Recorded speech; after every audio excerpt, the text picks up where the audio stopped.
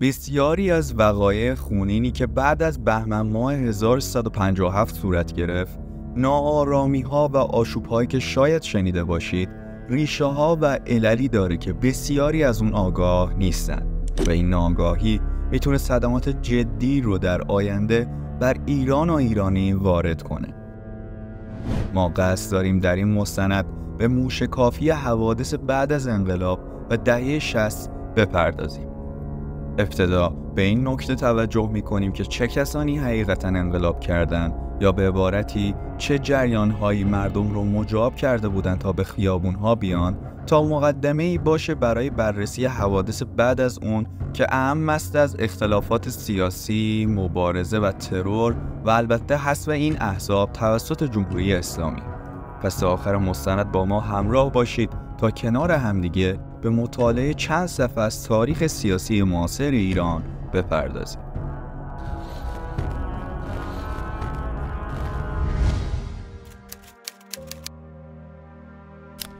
در دوره قبل از انقلاب در بین دهه‌های 40 تا 50 گروه‌ها و جریان‌های گوناگونی با پایگاه‌های مردمی و تأثیرات اجتماعی متفاوت حضور داشتند که در آستانه وقوع انقلاب 57 به شدت توسعه یافتند و گروه‌های جدیدتری به اونها پیوستن و ائتلاف تشکیل دادند. بدین ترتیب بود که طیف‌های گوناگونی از نیروها در عرصه سیاسی بعد از انقلاب حضور داشتند. دوره‌ای که از اون به عنوان دوره بی‌ثباتی سیاسی یاد میشه. در این دوره گروه‌ها برای کسب قدرت و افزایش سهم خودشون در حاکمیت به تلاش و مبارزه روی آوردن. نکته مهمی که همواره در دنیای سیاست وجود داره این هست که وقتی چند گروه به خاطر یک دشمن مشترک با هم متحد میشن، بعد از اینکه اون ابژه و دشمن از بین میره، همیشه اختلافات و دشمنی بین این گروه‌ها به وجود میاد. چرا که این گروه‌ها تفاهمی با هم نداشتن و ندارن و فقط به خاطر اون دشمن مشترک بود که کنار هم ایستاده بودن. از همین رو بود که درگیری‌ها و اختلافات بعد انقلاب به وجود اومد و در نتیجه همین تنش‌ها بود که بعدها ما شاهد انحلال احزاب و حکومت تک‌حزبی استبدادی، تابستان 67، خیانت مجاهدین خلق به ملت ایران و همکاری با حزب بعث عراق در جنگ و البته ترورها و وقایع خونین دیگر در دهه‌های 60 باشیم. این اختلافات به قدری بود که در دوره پس از انقلاب تنها یکی از این نیروها در عرصه حاکمیت بعد انقلاب باقی موند و بقیه هم آروم آروم از این دایره قدرت اخراج شده. در ادامه به موشکافی این امر می‌پردازیم که در آستانه پیروزی انقلاب اسلامی و بلافاصله پس از پیروزی کدوم نیروهای سیاسی اجتماعی در جامعه فعال بودند که در دوره بی‌ثباتی سیاسی هم وارد عرصه رقابت شدند.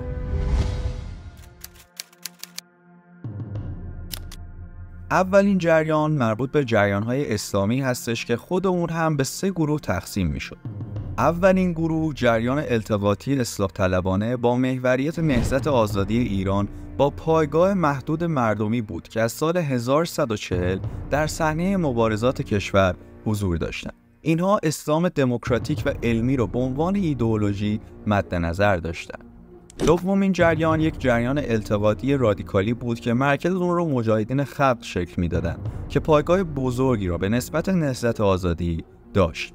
مجاهدین خلق یک تشکیلات شبه نظامی بود و در صحنه مبارزات مسلحانه چه پیش از انقلاب و چه بعد از انقلاب حضور پررنگی داشت که بعد از انقلاب به رهبری لطف‌الله میثمی به طور جدی‌تر ظهور و بروز پیدا کرد. گروه‌های چپ التقاطی دیگری هم مانند فرقان از این گروه هستن مشتق شده بودند و البته گروه آرمان مستضعفین و جمعیت آزادی مردم ایران. این گروه اسلام را با روش و منطق سوسیالیستی تفسیر و تحلیل می‌کردند و به تلفیق این دو می‌پرداختند. سومین گروه فقاهتی و ولایتی بود که حامی تئوری ولایت فقیه و مردم سالاری دینی بود. گروهی که معتقد بودند که انقلاب برای اسلام شده و احکام و موازین اسلامی باید در جامعه برقرار بشه. در این جریان گروه‌های متعددی در آن حضور داشتند، مانند حزب ملل اسلامی، حزب جامعه روحانیت مبارزه تهران، گروه مهدویون، سازمان مجاهدین انقلاب اسلامی و چندی دیگر که در این میان جامعه روحانیت مبارزه تهران پایگاه مردمی نسبتاً زیادی به نسبت دیگر احزاب داشت. سازمان مجاهدین انقلاب هم از گروه‌های هفتگانه تشکیل شد که بعد از مارکسیست شدن مجاهدین خلق در سال 1354 برای جذب جوانان مسلمان و پیرو آیت الله خمینی در نقاط مختلف کشور و حتی خارج از کشور شکل گرفته بود که چهره‌های آشنایی هم برای ما دارند. دو گروه قابل توجه از این گروه‌های هفتگانه، گروه منصوریون با محوریت محسن رضایی و علی شامخانی و گروه توحیدی فلق با محوریت مصطفی تاجزاده و حسن واعظی بود. اما مهمترین گروه این جریان، یعنی گروه سوم جریان اسلامی با محوریت ولایت فقیه حزب جمهوری اسلامی بود که در اسفند ماه 1357 و بعد از انقلاب شکل گرفت. محوریت این حزب هم با آقایان بهشتی، باهنر، خامنه‌ای، هاشمی رفسنجانی و موسوی اردبیلی بود. لازم به ذکری که بعد از انقلاب گروه‌های مختلفی هم بروز و ظهور کردند تا برای کسب قدرت تلاش کنند، ولی هیچ کدوم موفق نشدند. تنها حزب موفقی که بعد از انقلاب شکل گرفت حزب جمهوری اسلامی بود. جریان دوم مربوط به گروه‌های چپ میشد. این گروه علیرغم اینکه اذعان می‌کردند که پیرو آیت الله خمینی هستند، ولی به صراحت با جمهوری اسلامی مخالفت می‌کردند. در همین راستا بود که روزنامه آیندگان نامه مفصل مصطفی رحیمی رو با عنوان چرا با جمهوری اسلامی مخالفیم چاپ کرد. این اولین و جدی‌ترین مخالفت با عنوان جمهوری اسلامی و ساختار جمهوری اسلامی بود. این گروه طرح ایدئال خودشون رو در شرایط جهانی اون روز تلفیقی از دموکراسی و سوسیالیسم میدونست. در میان گروه‌های این جریان حزب توده که از همه قدیمی‌تر و پرنفوذتر بود، پس از سرکوب‌های محمدرضا شاه پهلوی در سال 1334 عملاً از صحنه مبارزه خارج شدند و باقی افرادشون هم به شوروی رفتند. ولی در 15 بهمن 1157 به رهبری کیانوری مجدد به میدان برگشتن و طرفداری خودشون رو از آیت الله خمینی اعلام کردند. اگرچه آیت الله خمینی اذعان کرده بودند که مارکسیستا جایی در حاکمیت ندارند، اما با این وجود در ایران بعد از انقلاب موندن و برنامه نفوذ در سیستم جمهوری اسلامی رو ریختن که در نهایت شبکه جاسوسی این حزب در سال 1361 کشف و این حزب به طور کلی نابود شد. حزب توده قسمتی از تاریخ معاصر ایران هستش که پشت پرده و رمز و رازهای زیادی داره، از تأثیراتی که از زمان پهلوی گذاشتن، مثل تأثیراتش در جدا شدن و خودمختاری آذربایجان ایران، تا بعد انقلاب که برخی معتقدن که این حزب هنوز هم وجود داره. به هر حال جای بحث و صحبت داره. اگه علاقه‌مند به تماشای مستند حزب توده هستید، حتما تو کامنت برامون بنویسید تا ما بهش بپردازیم. گروه بعد در این جریان چپ سازمان چریک‌های فدایی خلق. این سازمان که به شدت درگیر با ساواک بود، تلفات زیادی تا انقلاب داد. این گروه در سال 1359 به اختلاف نظر درون‌سازمانی در مواجهه با جمهوری اسلامی برخوردند و به دو گروه مارکسیستای تندرو طرفدار تز انقلابی آمریکای لاتین و مارکسیستای محافظه‌کار طرفدار شوروی تقسیم شدند. اکثر طرفداران این گروه در آستانه انقلاب تازه از زندان آزاد شده بودند و به صورت گسترده‌ای در تظاهرات و مبارزات مردمی شرکت کرده بودند. گروه دیگر هم پیکار بود که بخش مارکسیست شده مجاهدین خلق بود و از اون به عنوان خشن‌ترین گروه جریان‌های چپی در تاریخ معاصر ایران یاد میشه. داخل پرانتز باید به این نکته هم بپردازیم که چرا گرایشات چپی و مارکسیستی در اون دوران بسیار طرفدار داشت. اولین علت معطوف به موفقیت‌های کمونیست‌ها در جامعه بین‌الملل اون سالها بود که باعث شده بود تصور بسیاری از جوانان و گروه‌ها از داشتن جامعه ایدئال، جامعه شبیه به شوروی و کوبا بود. جنگ‌های چریکی و آزادیخواهانه کوبا و شهرت قهرمانانه چگوارا، تبدیل شدن شوروی به یک ابرقدرت به راحتی میتونه ذهن هیجانی گروه‌های کوچک و بزرگ رو برای طرفداری به این سمت هدایت کنه.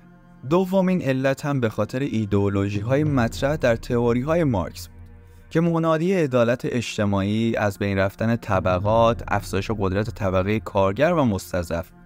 لازم به ذکری که دایره قدرت در دوران پهلوی پدر و پسر در دستان خانواده‌های ریشه‌دار، اشرافی، بزرگ و قدرتمند بود، به طوری که تمامی نخست وزیرای این دو به غیر از هویدا از خانواده‌های قدرتمند و ریشه‌داری بودند. به همین جهت شعارهای عدالت اجتماعی به شدت طرفدار داشت. کمونیسم به قدری ریشه در ایران انداخته بود که حتی علی شریعتی هم برای جذب بیشتر جوانان در مسیر انقلاب منادی شعارهای مارکسیستی شده بود و در سخنرانی‌های خودش بسیار از اونها کمک می‌گرفت و چندی کتاب هم در این زمینه اصلا نوشته بود. این جریان به قدری ادامه پیدا کرد که مرز بین اندیشه‌های اسلامی و مارکسیستی در جامعه بسیار باریک شد و بسیاری فکر می‌کردند که هر دوی اونها در جستجوی یک غایت هستند. در حالی که جریان فقاهتی و ولایتی هم که پیشتر هم گفتیم مخالف سفت و سخت مارکسیست بود و در این حین افرادی مثل مرتضی مطهری شروع به روشنگری و نقد مارکسیسم کردند تا این دو مکتب رو از هم فاصله بدن.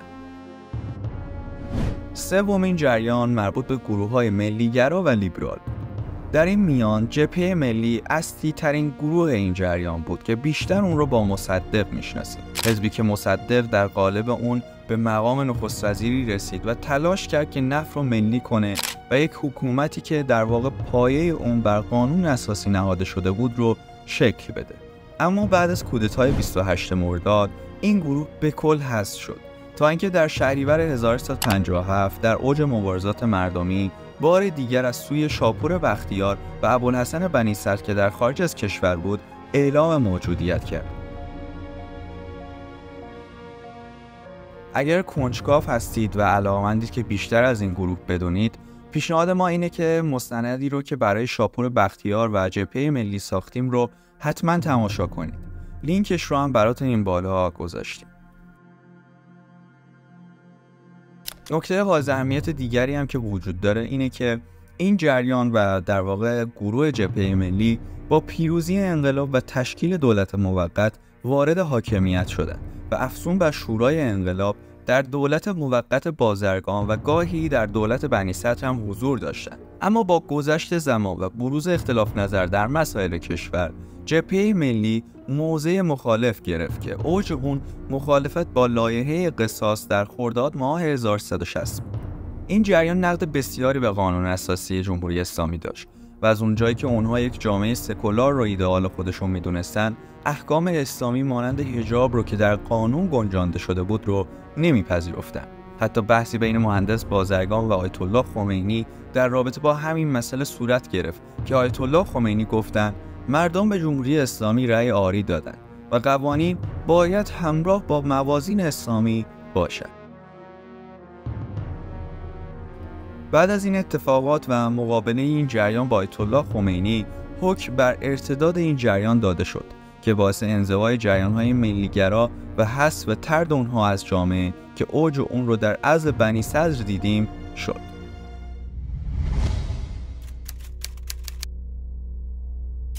لازم به ذکره که ما جمعی از دانشجویان علوم سیاسی دانشگاه تهران هستیم که این کانال رو راه اندازی کردیم تا به تاریخ سیاسی ایران بپردازیم تا در سهم خودمون در افزایش آگاهی سیاسی ملت ایران نقشی داشته باشیم. ما هر آنچه که از کتب و اساتید و دانشگاه یاد میگیریم رو با شما در این کانال به اشتراک میذاریم تا به نحوی شما رو هم وارد دانشکده حقوق علوم سیاسی کنیم. اگر تا به اینجا همراه ما بودید، لطف بزرگی به ما میکنید که اگر ما رو سابسکرایب کنید و یک لایکی هم برای این ویدیو بزنید. بریم برای ادامه مستند. فضای اول انقلاب به این شکل بود که بعد از مطرح شدن عنوان جمهوری اسلامی، طیف گسترده‌ای از مخالفان به وجود اومده. در اوایل بهمن ماه 1357 که آیت الله خمینی وارد کشور شدن، بر طرح ایشون که مبنی بر طرح ولایت فقیه بود، بحث‌های موافق و مخالف به صورت جدی در سطح جامعه به وجود آورد و چالش‌های فکری زیادی رو هم ایجاد کرد. جریان غالب مطبوعاتی کشور در اون دوره در راستای تأیید و تثبیت جمهوری اسلامی نبود. روزنامه اطلاعات به مواضع گروه‌های لیبرال نزدیک بود. روزنامه کیهان هم به نهضت آزادی تمایل داشت. روزنامه آیندگان نزدیک به مواضع سازمان شریک‌های فدایی خلق بود و تریبون گروه‌های چپ هم بود که به مخالفت با جمهوری اسلامی می‌پرداختند. گروه‌های چپ به رغم اذعان طرفداری از آیت الله خمینی به صراحت با جمهوری اسلامی مخالفت می‌کردند. حتی در این راستا روزنامه آیندگان در اواخر دی‌ماه 1357 نامه‌ای از مصطفی رحیمی منتشر کرد که عنوان اون هم چرا با جمهوری اسلامی مخالفم بود. این اولین و جدی‌ترین مخالفت با عنوان جمهوری اسلامی بود. چپی‌ها طرح ایدئال خودشون رو در شرایط جهانی اون روز تلفیقی از دموکراسی و سوسیالیسم می‌دونستن که جمهوری اسلامی به اعتقاد اونها در تعارض با این سیستم قرار داشت. استنباط اونها از جمهوری اسلامی این بود که آیت الله خمینی قصد داره قشر روحانی رو جانشین طبقه قدرتمند دوران پهلوی بکنه و حاکمیت متعلق به روحانیون بشه. مصطفی رحیمی در اون نامه‌ای که در روزنامه آیندگان منتشر کرده بود نوشت: جمهوری اسلامی با موازین دموکراسی منافات داره. دموکراسی به معنای حکومت همه مردم مطلق است و هرچه این اطلاق را مقید بکنیم به مفهوم آن گزند رسانده ایم. بدین گونه جمهوری اسلامی مفهومی است متناقض. اگر کشوری جمهوری باشد، بر حسب تعریف حاکمیت هم باید در دست جمهور مردم باشد. پس اگر اسلامی باشد دیگر جمهوری نیست، زیرا مقررات حکومت در این صورت از اسلام تعیین و نشأت گرفته است و کسی را در آن قواعد و ضوابط حق چون و چرا نیست. جریان ملیگرا و لیبرال که از اونها به عنوان جریان میانه رو هم یاد میشه، در کنار طرفداری از آیت الله خمینی نقدهایی هم به جمهوری اسلامی داشتند. جبهه ملی پرچمدار این جریان. جبهه ملی به عنوان قدیمی ترین گروه مخالف سیستم پهلوی و با سابقه و وجهه مردمی بسیار بزرگ تلاش ناکامی رو به کار برد تا یک حکومت ملی تحت رهبری آیت الله خمینی رو برپا کنه. اونها معتقد بودند که نباید سیاست و دین در یک جامعه مدنی تجمیع پیدا کنه و در این انقلاب اولویت نه اسلام بلکه ایران باشه. گرچه مهندس بازرگان جزء چهره‌های شاخص این جریان اذعان کرده بود که باید صفت دموکراتیک رو به جمهوری اسلامی اضافه کرد، به این معنا که عنوان جمهوری اسلامی مسئله چندانی برای این گروه نداشت، ولی معتقد بودند که باید دموکراسی و ملیگرایی پررنگ‌تر بشه. واکنش سازمان مجاهدین خلق به این عنوان هم قابل توجهه. مسعود رجوی در مصاحبه با کیهان ضمن انعکاس دیدگاه‌های سازمان مجاهدین خلق این واقعیت رو آشکار کرد که جمهوری اسلامی با آرمان مورد نظر اونها خیلی فاصله داره. اصلی ترین مشکل سازمان مجاهدین خلق با قشر روحانیت و طبقه روحانیت و اونها رو ارتجاعی میدونستن. ایدئال اونها یک نظام اسلامی کمونیستی به دور از هر گونه تقلید سیستماتیک از غرب سرمایه‌دار بود. اونها تکیه به برنامه حداقلی داده بودند و اون هم استقرار یک نظام تئوکراتیک مارکسیستی بود، یعنی یک نظام توحیدی بدون طبقه و رویای جنگ تمام قد با غرب رو در سر داشتند. در نهایت ما واکنش موافقین و مدافعین جمهوری اسلامی رو داریم که بسیار جالبه، چون متوجه شکاف واقعیت جمهوری اسلامی با آن چیزی که در روزهای انقلاب ادعا می‌شد رو میشید. ناصر مکارم شیرازی طی یک مقاله‌ای به تشریح جمهوری اسلامی پرداخت. اون نوشت که مفهوم جمهوری اسلامی قطع پیوند با جهانیان، بستن چاه‌های نفت بر سر مردم دنیا، مبارزه با صنعتی شدن کشور، بازگشت به سنت، گذراندن اقلیت‌های مذهبی از دم شمشیر، محرومیت زنان از حقوق اجتماعی، حذف دموکراسی و روی آوردن به خشونت و استبداد نیست. یا صادق قدس‌زاده که از اون به عنوان فرزند انقلاب هم یاد میشد و جزء طرفداران جمهوری اسلامی بود، روشن کرد که دولت اسلامی از حکومت روحانیان جداست. دکتر سنجابی در مصاحبه با کیهان در واکنش به نگرانی‌های مطرح برای جمهوری اسلامی هم گفت که جمهوری است و از آنجا که در صدد عظیمی از ایرانیان مسلمان هستند، طبیعتاً این جمهوری هویت اسلامی خواهد داشت و اصول اسلامی عبارت است از تقوا، تعاون، عدالت و برابری. بیشترین واکنش طرفداران جمهوری اسلامی بر مخالفین جمهوری اسلامی این بود که سعی می‌کردند که روشنگری کنند که جمهوری اسلامی یک سیستم تئوکراتیک نیست، بلکه مردم هم در اون حق دارند و در واقع این گونه نیست که حکومت اسلامی دارای قوانین از پیش تعیین شده باشه و در تضاد با دموکراسی باشه. نظر شما چیه؟ آیا این ادعاهایی که در رابطه با جمهوری اسلامی در روزهای اول انقلاب مطرح شده بود واقعیت داره چون از آنجایی که الان حدود 46 سال گذشته میتونیم در رابطه با حقانیت و حقیقت این مطلب قضاوت کنیم. حتما نظرتون رو در کامنت ها برامون بنویسید. کسی که حاضر نیست به جمهوریت اسلامی رأی بدهد، معناش این است که پس من مسئولیتی در برابر کشورم و ملتم ندارم. وقتی مسئولیت نداشته باشه، ولی بعدها حق این که چیزی از ملت و مردمی که به جمهوریت اسلامی رأی میدهند حق مطالبه نداره. همه اختلافات و شکاف بین نیروهای سیاسی همونطور که پیشتر گفتیم از عنوان جمهوری اسلامی شروع شد.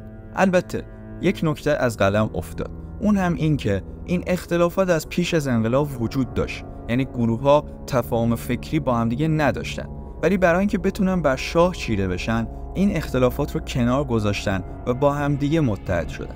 این هم یک نکته و درسی برای ما باشه که بدونیم اگر دوست نداریم بعد از یک انقلاب دیگه‌ای ایران مجددا شاهد این وقایع نباشه، باید پیش از انقلاب گروه‌ها حتما به یک تفاهم و توافق محکم برسن که بعد از پیروزی انقلاب به جنگ برای کسب قدرت نپردازن. به هر حال بعد از قضیه عنوان جمهوری اسلامی، نیروهایی که در واقع مخالف جریان فقاهتی و ولایتی بودن شروع به ابراز نارضایتی کردند و معتقد بودند که باید جمهوری به طور مطلق و بدون هیچ قید و صفتی به کلمه ایران بچسبه. اما در ادامه با پیوستن گروه‌های مارکسیستی به اونها و مخالفت صریح‌تر با جمهوری اسلامی، شکاف بزرگتری میان این سه جریان بروز داد. گفتگوهای ابتدایی حول محور عنوان جمهوری اسلامی از شدت درگیری کمی برخوردار بود، اما بعد از اینکه نوبت به رفراندوم رسید، اختلافات بسیار افزایش پیدا کرد و روزنامه‌های جریان‌های مخالف تیترهای سنگینی رو در این جهت منتشر کردند. به عنوان مثال روزنامه اطلاعات با تیتر جمهوری فاسد مطلبی در مخالفت با این عنوان منتشر کرد. اما در ادامه این اختلافات با اما اگرهای بسیاری برای پذیرش عنوان جمهوری اسلامی از سوی جریان‌های مخالف کاهش پیدا کرد و در نهایت منجر به این شد که رفراندوم جمهوری اسلامی با 98.2% از 92% جمعیت واجد شرایط در جامعه پذیرش بشه. در این بین لازم به ذکر این نکته هم هست، نکته که خیلی کم گفته شده همیشه، که حدود 153,000 نفر رأی منفی یا به اصطلاح نه به جمهوری اسلامی داده بودند. اما بعد از این جریانات و رفراندوم عنوان جمهوری اسلامی، وقتی به بحث در واقع تصویب و تدوین و قانون اساسی میرسیم، اختلافات بسیار بالا میگیره و در واقع تمامی شکاف‌ها، درگیری نیروها، ترورها، تجزیه طلبی‌ها و غیره همگی از این نکته آغاز میشه و مسیر انقلابی اونو از هم جدا میکنه. به طوری که بر اساس تحریم رفراندوم قانون اساسی این بار 75% جمعیت واجد شرایط شرکت کردن. خود بحث قانون اساسی خودش یک ویدیو مستقل طلب میکنه، چون جزئیات و ماجراهای بسیاری داره. از 4,000 نقدی که بر اون شد بگیریم تا فرایند بازنویسی اون و درگیری هایی که بر سر اون ایجاد شد. اگه علاقه‌مند به شنیدن و دیدن مستند کامل قانون اساسی هستید، حتما برامون بنویسید تا بهش بپردازیم. اما در ادامه ما بیشتر به اتفاقاتی که حول محور افزایش اختلافات بر سر قانون اساسی و بخشی از دلایل مخالفت با قانون اساسی میپردازیم. از زمان مطرح شدن عنوان جمهوری اسلامی تا رفراندوم اون و بعد از اون شروع به کار شورای انقلاب و دولت موقت برای نگاشتن پیشنویس قانون اساسی، اتفاقات زیادی رخ داد. گروه‌های چپی مانند پیکار بعد از اینکه متوجه شدن قرار نیست با جریان جمهوری اسلامی سازگار بشن و به تفاهم برسن، دست به فعالیت‌های تجزیه طلبانه در کردستان و خوزستان زدند. سازمان مجاهدین خلق شروع به برنامه‌ریزی برای نفوذ به حاکمیت و ترور برای ایجاد ناآرامی کرد که با مرور زمان و نزدیک شدن به رفراندوم قانون اساسی، ائتلاف‌ها و جریان‌های انقلابی به کلی شروع به جدا شدن از هم کردند. این جریانات تا استعفای دولت موقت هم پیش رفت که بعد از هجوم دانشجویان انقلابی به سفارت آمریکا و گروگانگیری دیپلمات‌های آمریکایی، مهندس بازرگان و دولت اون استعفای خودشون رو اعلام کردن و ملیگراها هم آروم آروم شروع به کنار کشیدن کردن که بعد از این ماجرا فقط در دوره بنی صدر بازگشت اونها به حاکمیت رو شاهد هستیم. هنگام استعفای دولت موقت تدوین قانون اساسی به مراحل انتهایی خودش رسیده بود. شورای انقلاب در تاریخ 1158/8/20 لایحه قانون اساسی رو تصویب کرد و با تکمیل و تصویب قانون اساسی توسط 2/3 نمایندگان مجلس خبرگان و تایید آیت الله خمینی، همه پرسی قانون اساسی در روزهای 11 و 12 آذر ماه 1158 با وجود بروز ناآرامی‌ها در تبریز، کردستان، ایرانشهر و چابهار و البته گنبد کاووس برگزار شد. بدین ترتیب قانون اساسی با مشارکت 15,690,142 نفر، یعنی 75.23% واجدین شرایط و رأی مثبت 99% به تصویب نهایی رسید. این کاهش 23% به خاطر فروکش کردن هیجانات اول انقلاب، عمیق‌تر شدن شکاف گروه‌های انقلاب و البته تحریم رفراندوم قانون اساسی از سوی گروه‌های چپی، ملی‌گرا و حتی بعضاً اسلامی بود. بیشتر نقد این جریان‌ها به خاطر اصل ولایت فقیه در قانون اساسی بود که همونطور که گفته شد بعداً مفصل به اون خواهیم پرداخت که باید اشاره کرد که از اونجایی که پایگاه مردمی جریان فقاهتی و ولایتی بیشتر از سایر جریان‌ها بود، تونستن در این جدال ایدئولوژیک برنده بشن و حاکمیت بعد از انقلاب رو به دست بگیرن. هدف ما روشنگری و شفاف‌سازی تاریخ ایران به زبان ساده هستش تا مسئولیت شهروندی و دانشجویی خودمون رو به جا بیاریم و تا حد توان به آگاهی ملت ایران افزون کنیم. اگر به موضوع ایران شناسی و آگاهی از مسائل ایران علاقه‌مند هستید، حتما این کانال رو دنبال کنید تا در کنار همدیگه با افزایش آگاهی از ایران عزیزمون در توسعه اون سهیم باشیم. تا مستندی دیگر، بدرود.